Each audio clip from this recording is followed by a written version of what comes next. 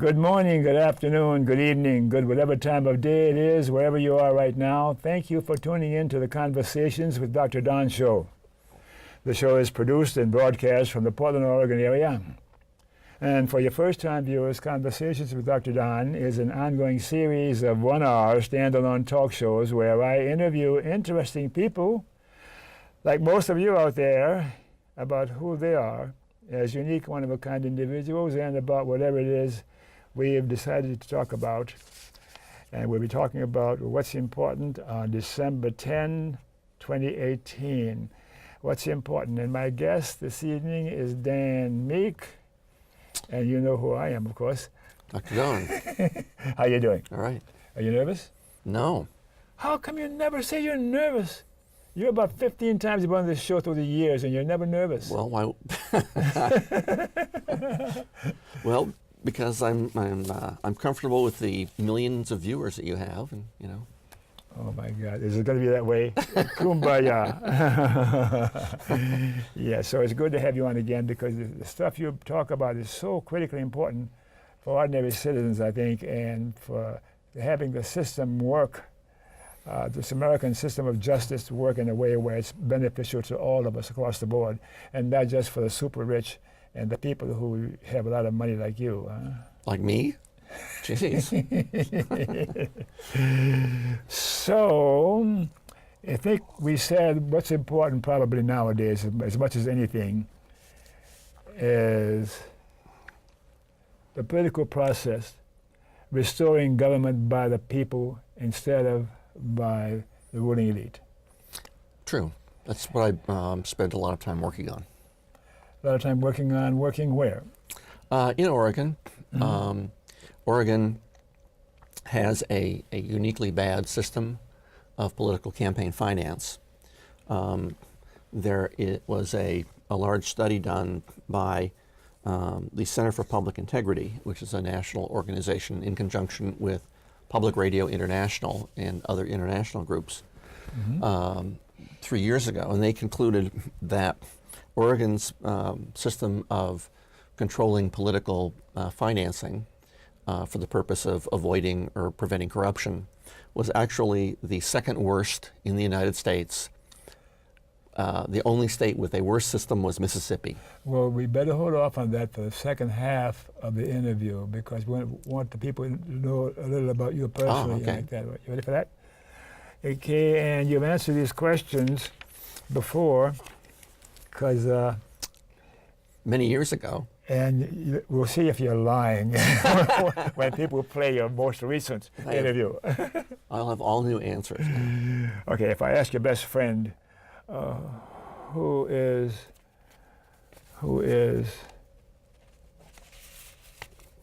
Dan Meek? If I ask your best friend, who is Dan Meek, what would you say? Dan Meek is, be your best friend. Dan Meek is, pretend you're your best friend. Dan Meek is what? Is a self-absorbed egomaniac activist. Let's quit. Egomaniac activist. You're a real activist, and I really admire you for that. You're really dedicated to doing what you're doing. It's so important. And you're so far left until you make me feel like a righty. Well, and you are writing on some things. Yeah. When and where were you born? Pocatello, Idaho, 1953. Idaho. Okay. Why were you born? Accident? I don't know. Because my parents wanted a boy and already had 2 girls. So you sure you turned out right? No? Not sure. Right. Anything significant about your racial or national or cultural heritage that's worth reporting? I don't know. I'm sort of probably nearly 100% Welsh. My ancestors, pretty much all of them came to the United States in the 1840s from Wales and from northwest England. They got on ships in Liverpool and that were provided by the Mormon Church and sailed to America, took the train as far west as they could to Illinois, and then walked to Utah. Are you still a Mormon? No, never have been. Well, how can you have been from Idaho and not be a Mormon? Well, Southeast Idaho is very predominantly Mormon, but my mother's family in particular was Mormon, but my father's was not, and when I was growing up, we were not Mormons. My sister later became a Mormon, but we were Presbyterians because that was the only church that we could get a ride to on Sundays. Did you smoke or drink when you were growing up? No. You're a closet Mormon, I know. No, I was more Mormon than the Mormons, that's right. So what are you now, religion-wise? Do you have a particular religion that you follow? No, I don't. Mm-hmm. And your education, besides being a lawyer, what else did you do? Well, that's about it. Went to college in a very good college, University of Wyoming in Laramie, and I went there for 3 years. That was enough to get me into Stanford Law School. Stanford? Because Stanford had a hick quota that they had to take somebody from Wyoming every few years. Somebody had to get in from Wyoming, so that was me. Mm-hmm. So I went to Stanford Law School. I ran out of money several times as I was there, and took hiatuses, I don't know whatever the plural of that is, to work full time and then go back to Stanford Law School before I graduated. You got back and forth, huh? Mm-hmm. Son of a gun. You have any college tuition expenses now? No. Mm-mm. I had several jobs when I was in law school. I was the debate coach at Stanford for the university. I did other things, so that went a long way to paying my tuition. Mm-hmm. And what other education did you have besides sparring and jousting with legislators? No other formal education. Mm-hmm. Mm-mm. Okay. And what are you doing now to pay the bills? Using money that I've saved. See, uh-huh. My law practice full-time since 1987 has been a public interest law practice, and many years I make no income at all. Wow, you must have saved pretty good, huh? Well, I was able to save some money when I was made some money from suing utilities for cheating ratepayers in class action lawsuits, starting in the 1980s and continuing until the last one that came through was about 10 years ago. Mm-hmm. But it's been using the savings ever since then. Wow, you're doing pretty well, huh? Well, 10, 20 years ago, yes. The last 10 years, no. Do you like Ralph Nader? Do I like him? Yeah. Oh, sure. Yeah, okay. You have a partner, a boyfriend, girlfriend, or whatever? Linda Williams, partner for 35 years. She's going to get you for that. I don't want to go back too far. You have kids? No, I don't, but Linda has 2 kids. Uh-huh. One has lived in Japan full-time, has produced 3 grandchildren for her, Chris, and one lives here in the Portland area. Mm-hmm. She's had a very interesting life. She graduated from Wharton, went to work for Price Waterhouse in Moscow, Russia, in the 1990s. Wow. And was advising during the time that the Soviet Union had broken up in about 1992, and she was there for the sort of the looting of the assets of the Soviet Union. Yes. Mm-hmm. Where they took the government assets, the state property, and basically gave it away to oligarchs and created billionaires and the like. Is that still going on in Russia now? I don't know, but it certainly was then, and it was a very wild place. Linda and I visited there in 1996, and everywhere you go, there were people armed with machine guns. If you went into a bank, there was bulletproof glass all over the place and men with machine guns. If you went into a nightclub, there were men with machine guns stationed all over the place. In Russia at that time? In Russia at the time. Oh, wow. And Ruth Ann's clients started getting shot That is, they would just be shot on the street. Wow. So she came back. She then moved to London, England, and worked there, and eventually came back. But that was quite the experience. So this is when monopoly capitalism replaced communism. Mm-hmm. Monopoly Or capitalism. when criminal capitalism replaced communism. Mm-hmm. And do you have any pets? I have a cat. What's his name? One cat. Her name is Toot Sweet because she meows a lot and runs fast. Okay, I will leave that.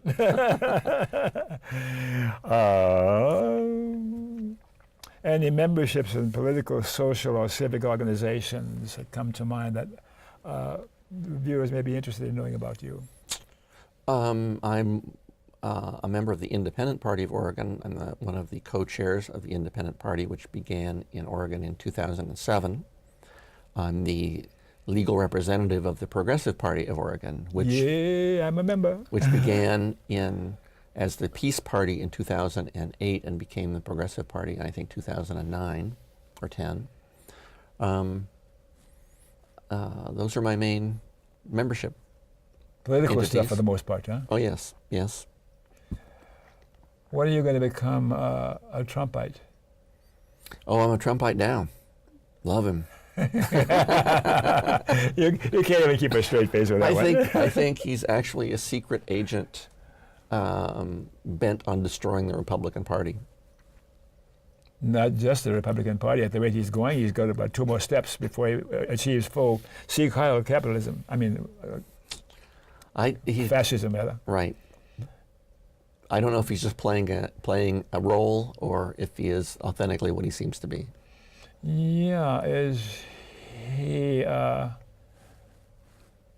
what's that state? The administrative state is going on now in Washington, and then we have that underground state that's at work in the background. Oh, you mean the deep state? Deep state, thank you. What do you think of the deep state?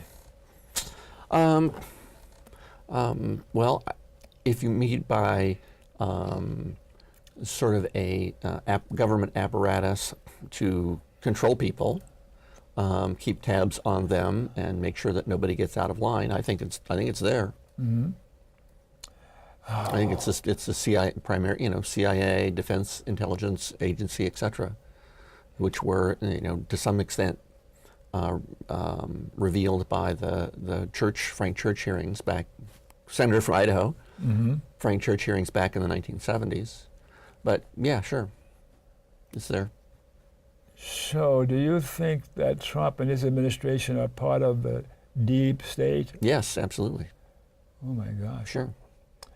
I'm going to leave that one because you do this all the time.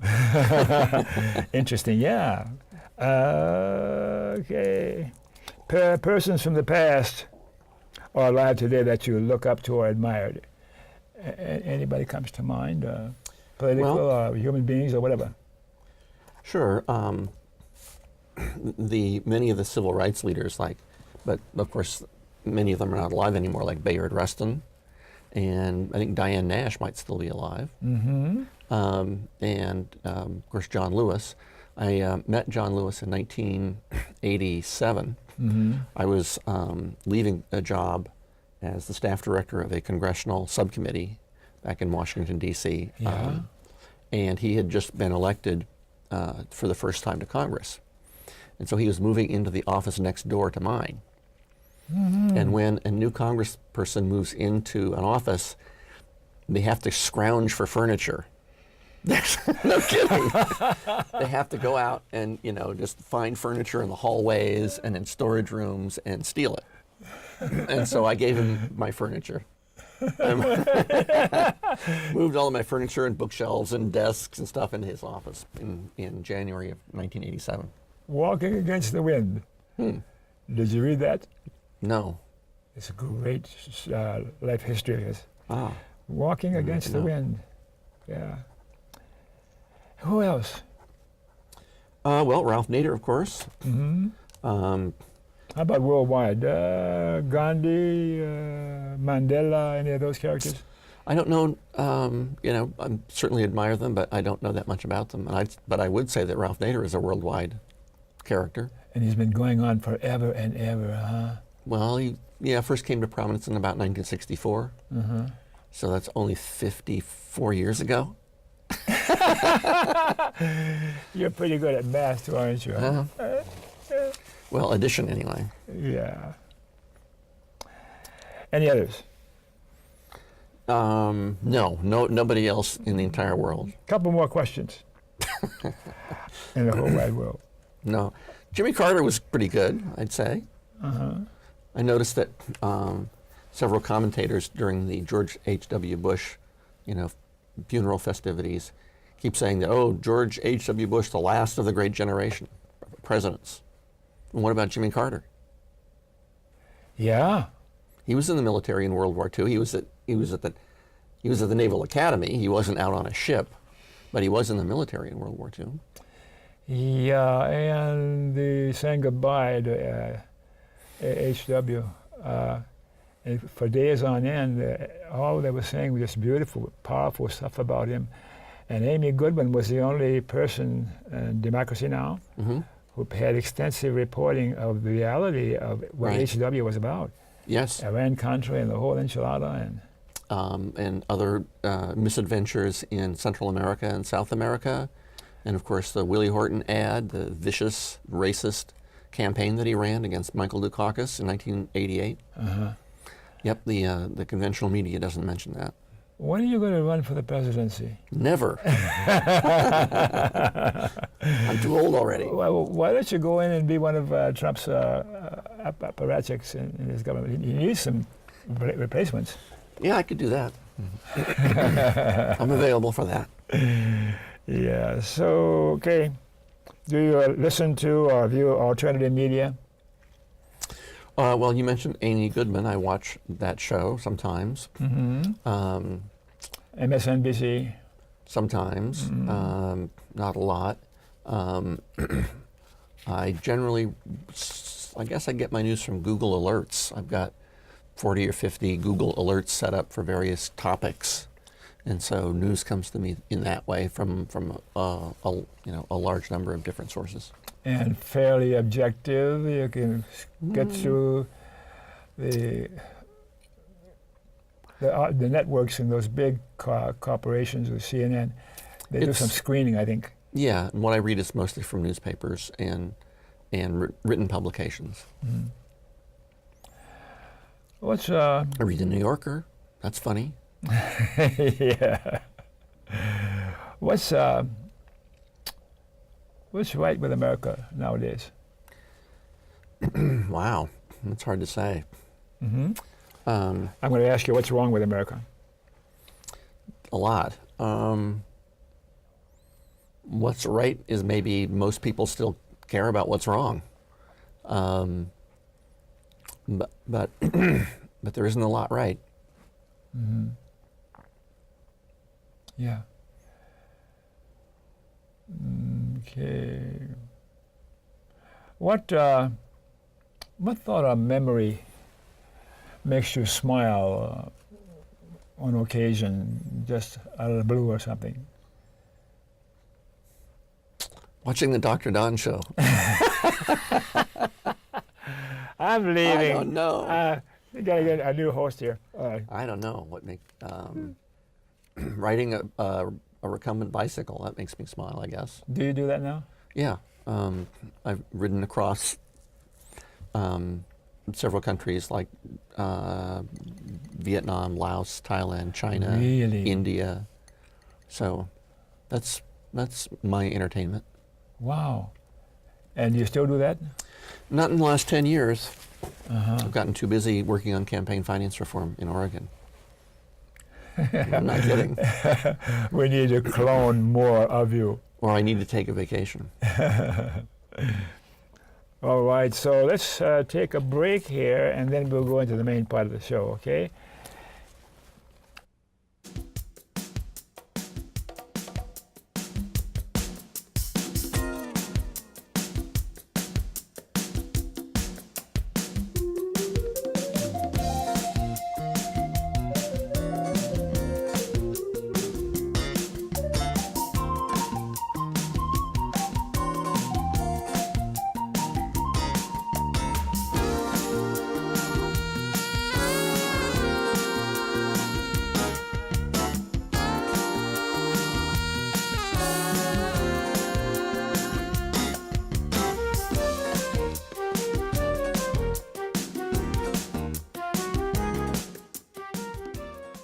Okay, we're back. Thanks for staying tuned. And for you viewers who missed the opening of the show, Conversations with Dr. Don is an ongoing series of 1-hour standalone talk shows where I interview interesting people like Dan Meek here about who he is and whatever it is we've decided to talk about tonight. We'll be talking again about what's important on December 10, 2018, restoring government by the people instead of by the corporatists, the super rich.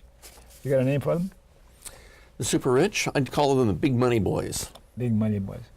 You've got a lot of money, haven't you? No. Well, you're traveling in Asia and riding bicycles. Well, all over 10 the years world. ago. And it doesn't cost much to ride a bicycle through Vietnam. Yeah. I bet you got some marvelous stories about that. Yeah. But, back in 1995, being arrested by the Vietnamese government for being in the wrong place. Arrested? Well, this was back before there were any American tourists there, except a few officially sanctioned trips. So. And then what happened when they arrested you? Just held us, a couple of other people with me for a while, and then we happened to have a business card of the Minister of Tourism. And so I flipped out the business card of the Minister of Tourism, and they, okay, you can go. Yeah. Wow. All right. Now we're going to talking about restoring government by the people, and we had a few questions that we were going to pose to see what we're getting at when you're saying that government by the people. What is Oregon's system of campaign finance regulation? It seems like campaign finance is a critical thing in having our system work, not just in the state of Oregon, but nationwide.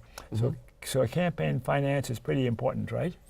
It is, because if government officials and people who are running for office have to be afraid that any person or any corporation can suddenly contribute $3.425 million to their political opponent, like Phil Knight did in contributing to the Newt Buehler campaign in this past election for governor in Oregon, then government becomes responsive to the wealthy and to the corporations that provide the money. Hasn't it always been that way?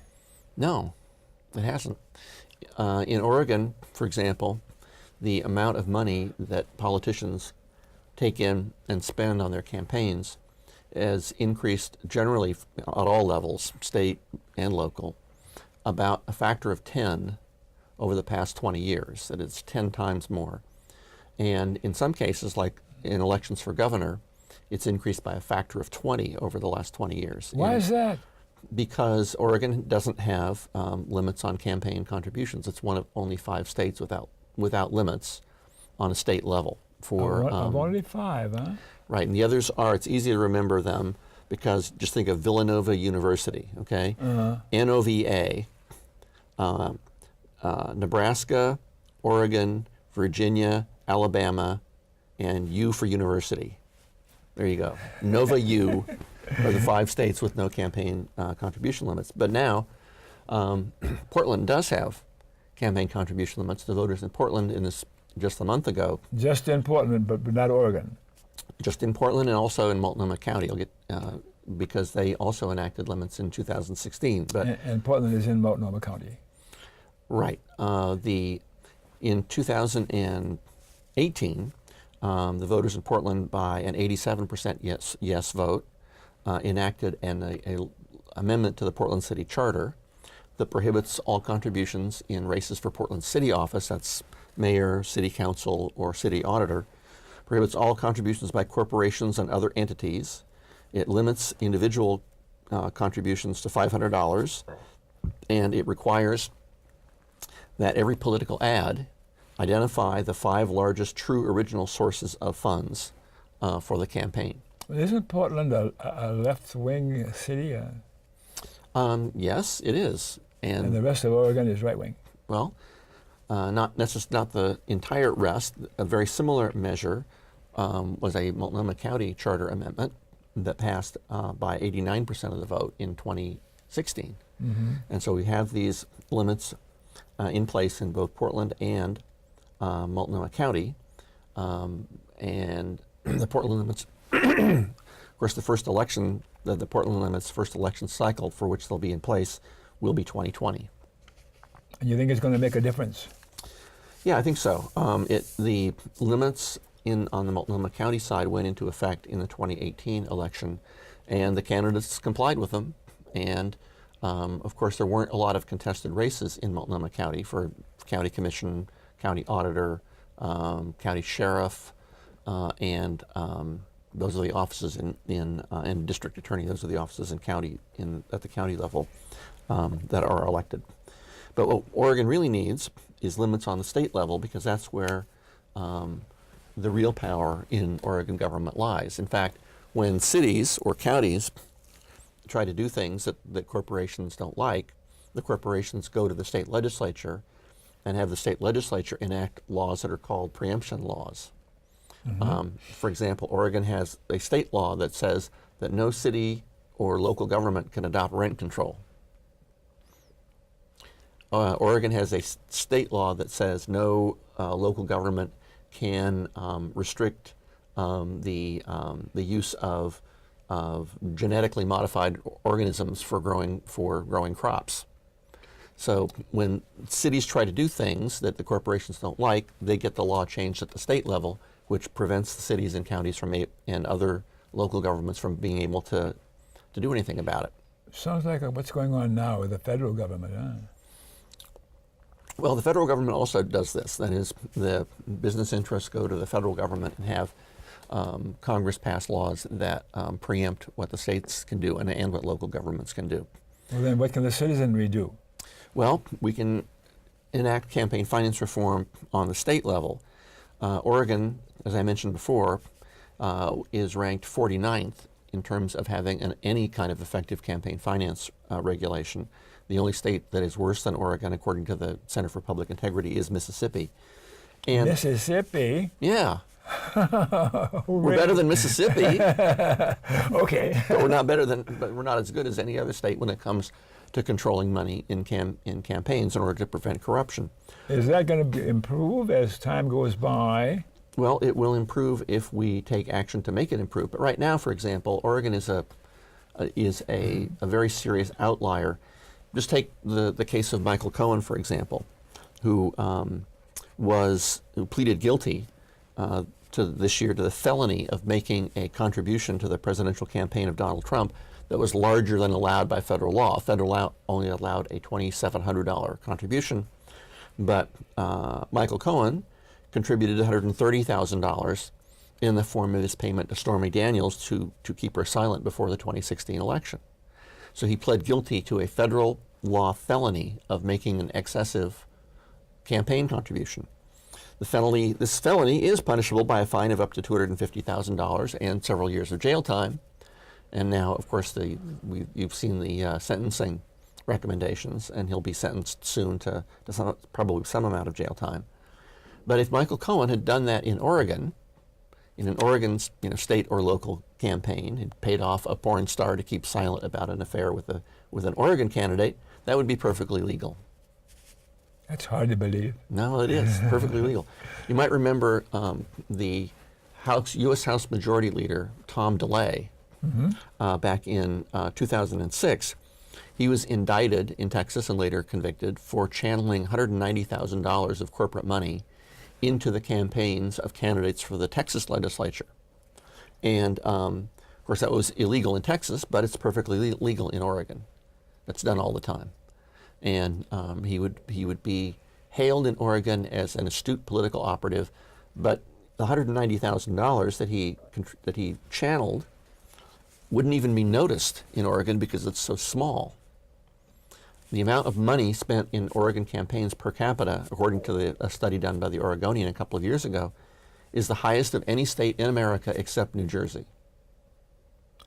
Well, normal average citizens like you should give up a lot of money, some more money to compete with the super rich to buy the politicians and have the laws changed to favor ordinary citizens.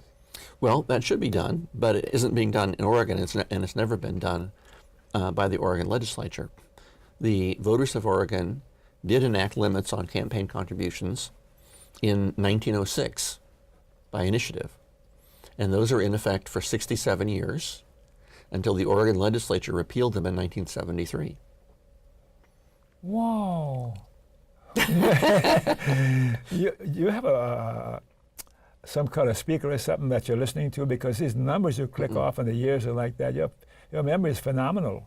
You know, let me check the head earfit. No, but since those limits have been taken off, the amount of money being spent in Oregon political campaigns has skyrocketed. You might have noticed that in this last campaign for governor, the two major candidates together raised and spent over $40 million, which broke the old record by a factor of 2. The old record had been in the year 2010, when all candidates put together spent $20 million.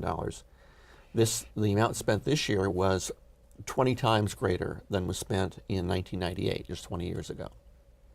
That's incredible. Yeah, and it's the same when it comes to legislative offices in Oregon. Well, sticking with the governor's office for a minute, the contribution that received the most attention was the $3.425 million that Phil Knight, the former CEO of Nike, contributed to the Newt Buehler campaign for governor, the Republicans' campaign for governor.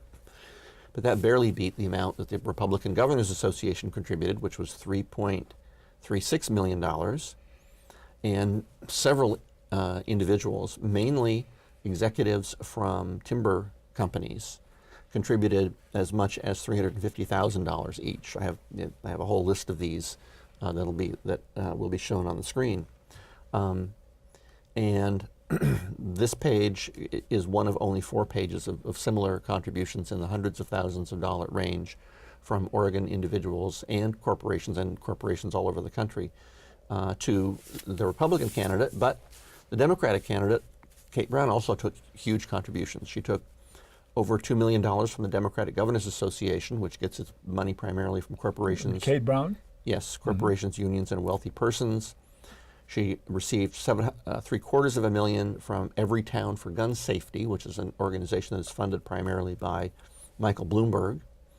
She received $825,000 from Emily's List, which is a political committee that funds primarily, if not exclusively, women candidates. That is also funded primarily by very wealthy individuals. So both sides took very large contributions, and in fact depended upon very large contributions. You got to get money out of the political process. This is what you're about, isn't it? It is, and we did have one example in this last election where money was taken out of voluntarily, to a large degree, taken out of the political process. And in this case, the candidate who did that won the race. This was the contest between Joanne Hardesty and Loretta Smith for the Portland City Council seat. Mm-hmm. Loretta Smith outspent her by about $340,000. Loretta Smith spent $750,000, and Joanne Hardesty spent about $430,000. Mm-hmm. But the real difference is that most of the money, in fact, half of the money that Loretta Smith received in the campaign came to her in contributions of $5,000 each or more. So half of her money came in that, and for Joanne Hardesty, only 24% of her funds came in that amount. For Joanne, 31% of her money came in contributions of $200 or less, and for Loretta Smith, only 3% of her funds came in $200 or less. So it was really a contest between a candidate funded by big contributions and a candidate funded more with smaller contributions, and Joanne Hardesty, the smaller contribution candidate, won. How is she going to do? I think she'll do fine. Mm-hmm. We'll see.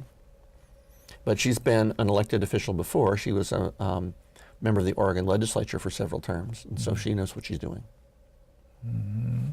In any event, we mentioned spending on the Oregon governor's race. The same trajectory has happened on spending for the Oregon legislature.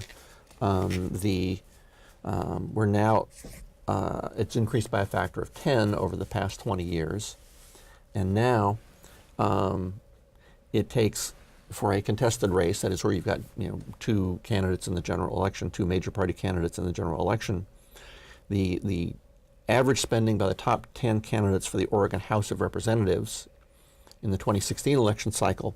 What do you think the average candidate spent in the race, raised and spent, just for an Oregon House race, which you can win with 12,000 votes? I wouldn't guess. Average of the top 10 was $825,000 each.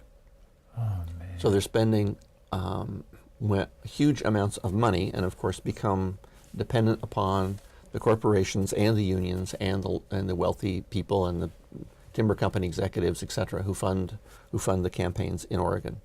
For the Oregon Senate, it was about the same. It was $750,000 each. So even these seats in the Oregon legislature that you would think could be won by grassroots campaigns are almost always won by the candidate who spends the most money. In fact, in the last two election cycles, the candidate who spent the most money won 94% of the seats in the Oregon legislature. And when the candidate who spends less money wins, it's usually they spend just a little bit less money. It's not like it ever happens in Oregon that a candidate who spends big money loses against a candidate who spends very little. That just doesn't happen. The candidate who spends the big money wins, and the candidate who spends the biggest money wins, as I say, 94% of the time. That's our system. Well, why have an election? Just look at the bank accounts of the campaign and say, okay, you win because you have more money. Why don't Oregon political leaders clean up the existing system? Because why don't they? Our political leaders themselves are addicted to big money. They have succeeded in the big money system.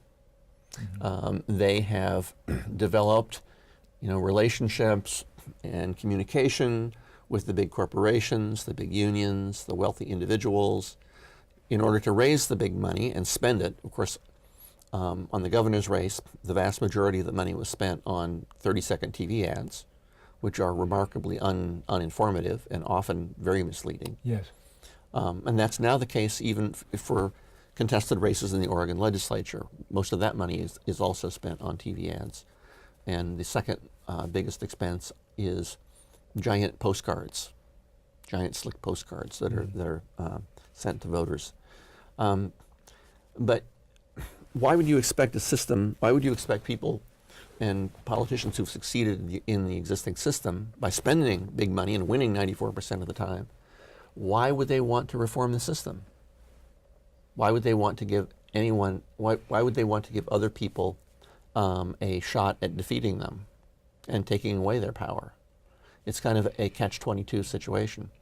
Let me give you a couple of examples.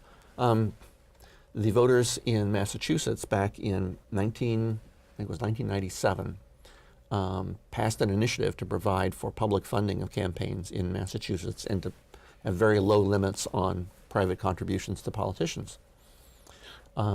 The sitting legislature, and this is Massachusetts, this is the supposedly most liberal state in the country, the sitting legislature refused to provide the funds for the public funding of campaign system.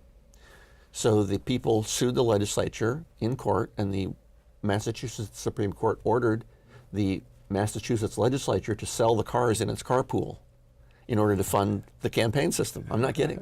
They did. So the Massachusetts legislature got together, and by voice vote, so no one could be held accountable, by voice vote they repealed the whole system.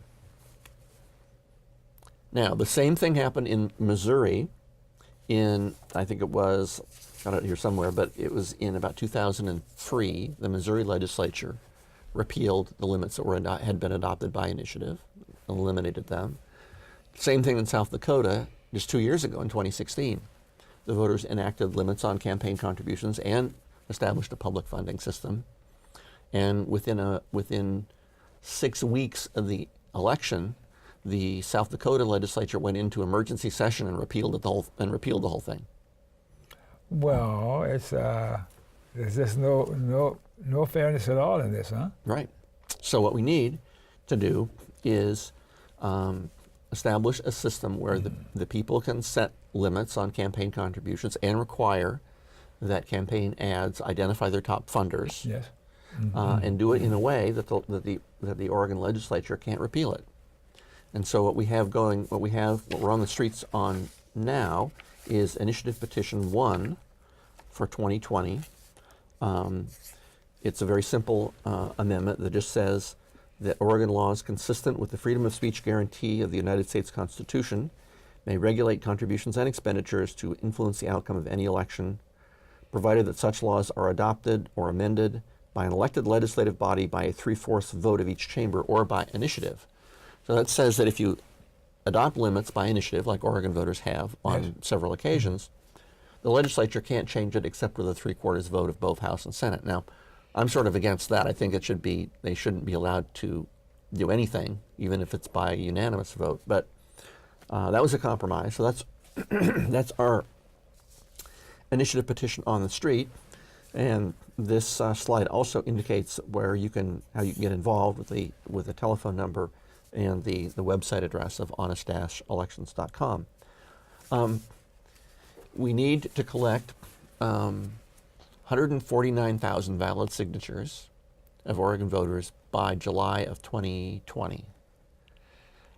So that will probably require, because of the way Oregon throws out a lot of signatures on petitions, that will probably require that we collect about 230,000 signatures, almost 250,000 signatures. Will they be able to do that? Will we be able to do that? It's a good question. We've got David Delk and Liz Trojan working on it right now.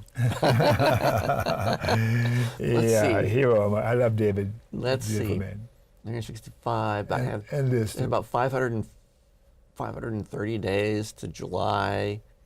And if each of them collect signatures a day, Will they sleep? that won't do it. That still won't do it. So we No. need volunteers on that. One other way to get the measure on the ballot is for the Oregon legislature to refer it to the ballot. A simple majority in the House plus a simple majority in the Senate can refer anything and refer any constitutional amendment to Oregon voters.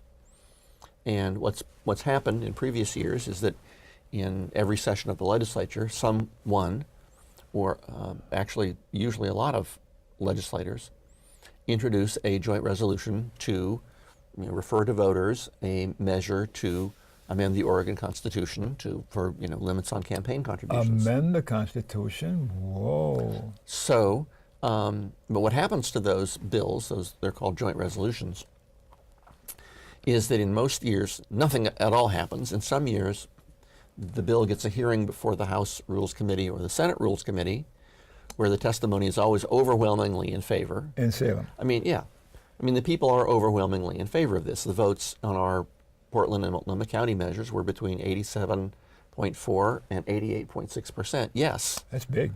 Big, very big.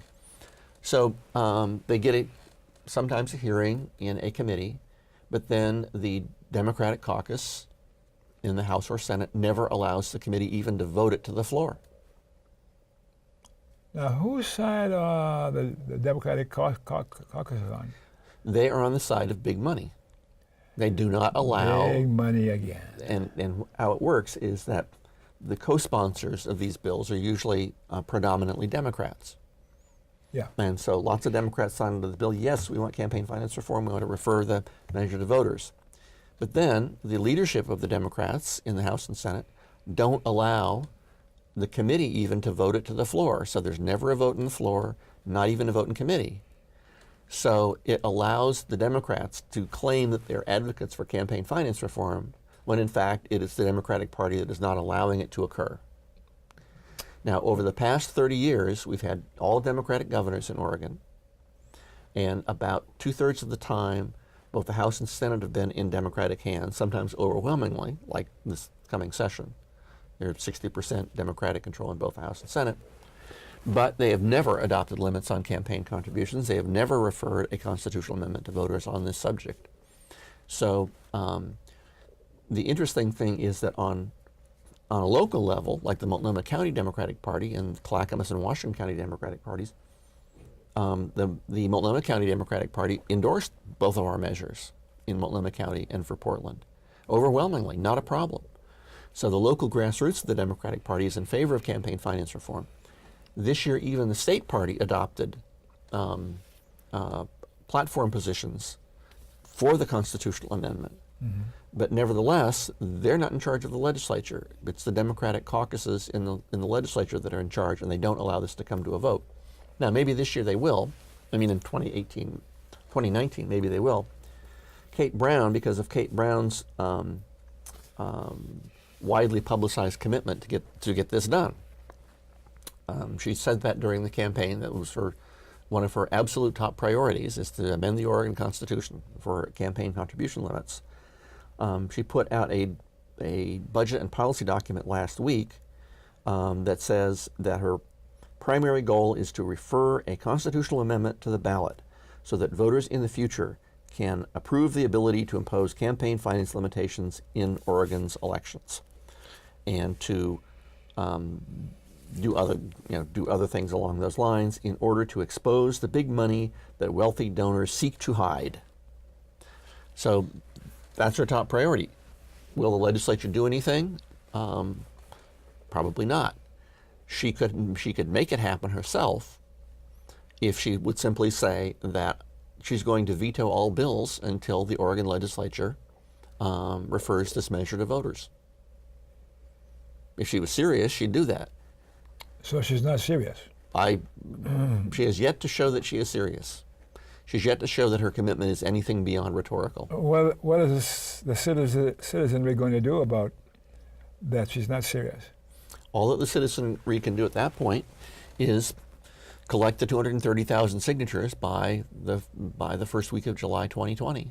Put the measure on the ballot ourselves, and then, fight the big money interests who will undoubtedly spend untold millions of dollars to oppose the measure and to portray the measure in inaccurate ways, and to one of the favorite strategies around the country for opponents of campaign finance reform ballot measures is to portray them as if they are tricks of the political establishment. This is just the political establishment trying to play a trick on you.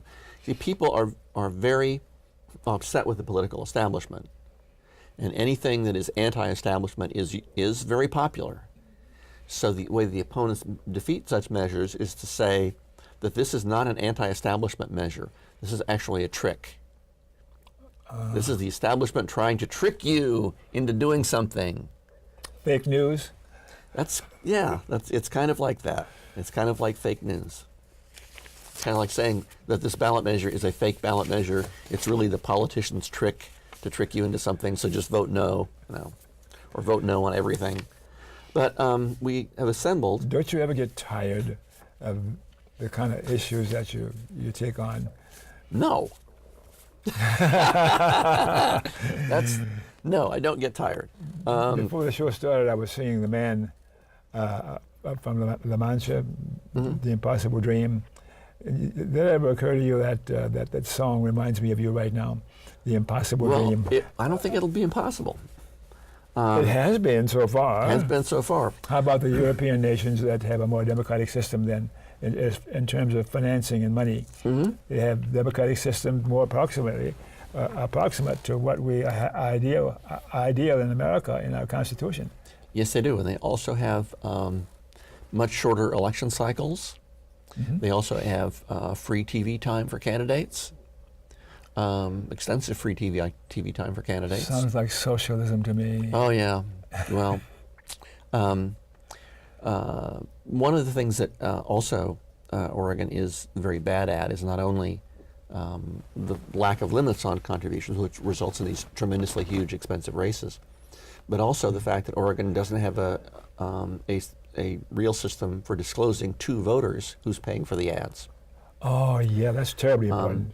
Every state except Oregon has a law that requires that political ads identify at least their source. Yeah. Oregon used to have that law, but in 2001, the Oregon legislature repealed it, and Governor Kitzhaber signed that repeal.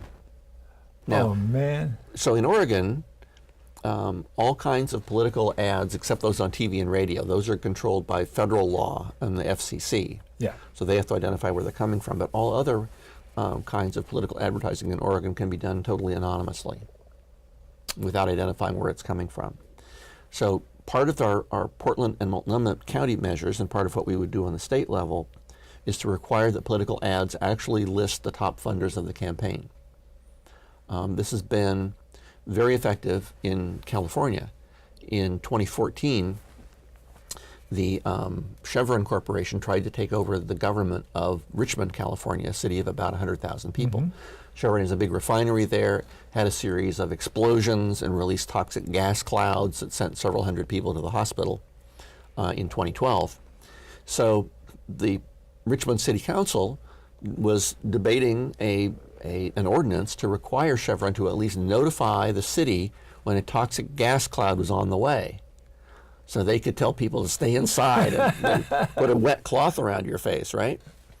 So Chevron decided, well, we don't like that. We're just going to take over the city. So they recruited their own candidates to run for mayor and all the city council positions, and spent $3 million on campaigns for them. They've got the money. Put them on TV, radio, billboards, big postcards, brochures, flyers.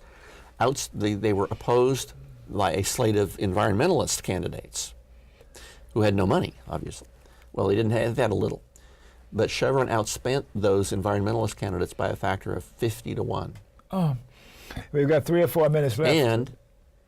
But because in California law required that every one of their ads have to say on it, major funding by Chevron Inc., all of the Chevron candidates lost overwhelmingly. That's what we need here in Oregon. But political ads need to tell us where the money is coming from. Oh, we got a few more questions here. I'm not sure we'll have time to get to them anyhow, but why should we care that Oregon politicians depend on huge campaign contributions? Because it matters for every issue. It matters in particular for the environment. Oregon politicians, for example, they talk a lot about reducing greenhouse gases and being, environmental stewards. But in fact, Oregon has a terrible record on reducing greenhouse gases. They haven't reduced it at all. It's just rhetoric. The same thing is true when it comes to controlling air pollution. Oregon has one of the most serious problems of any state of air pollution caused by diesel engines. The EPA in 2015 said that Multnomah County air ranks in the worst 1% of the U.S. counties for diesel particulate and in the worst 2% for cancer risk. So here in our state? In our state, in our county. Now, why are diesel engines in Oregon so dirty? It's because California and Washington have banned old dirty diesel engines. And so they can't run them in those states. So companies that own them sell them into Oregon. How do you get this information? It's well known. It's all over the papers. So Oregon becomes a diesel dump. Oregon, according to the EPA, diesel pollution in Oregon results in 460 premature deaths per year and $4.5 billion in health costs and lost productivity. But the trucking company is a big campaign contributor. They don't control, the big corporations don't control California, and they don't control Washington. They've both got limits on contributions. They both require that campaign ads identify their major funders. Oregon has neither of those features, and Oregon is under the thumb of the corporations. Talking about under the thumb, I'm going to be under the thumb unless we stop this show because it's going on another 2 hours, okay? So, boy, thank you for coming on again. It's always delightful. And what can you say, looking at that camera, that one over there, and tell the viewers in another minute or so what it is you want to tell them based on what we talked about tonight so far? I want the viewers to contact Honest Elections Oregon at the website that you should be seeing on the screen now, honest-elections.com, and and read it and get involved in the campaigns to limit political contributions in Oregon and to require that political advertisements identify who's paying for them. That is the most important thing I think we can do on virtually all issues in Oregon. And in order to have a government, as you initially mentioned, that is for the people and not just for the big money boys. To dream the impossible dream, and you're a great dreamer. I'm dreaming. Right. So we have time for a PSA, maybe one or two, about the ACLU, the American Civil Liberties Union. Go to that website and learn more about the American Civil Liberties Union, because our civil liberties are going down the tubes, and not just nationally, but in Oregon, from the stuff we've been saying so far. And the Alliance for Democracy, another organization I belong to. It's very interesting in what they're about. Go to that website and learn more about the Alliance for Democracy. And we got to end corporate personhood everywhere, all over the country. Go to www.amovetoamend.org, ending corporate personhood. Corporations are not people, and money is not speech. Except in Oregon. Except in Oregon. It is. It is. All right. So let us say good night. Thanks for watching. Remember KFC? Not Kentucky Fried Chicken, Dr. Don's KFC. Kind, friendly, and charitable. Be kind, be friendly, and be charitable to you too. And to you too. And thanks again, Dan. All right. It's always a pleasure.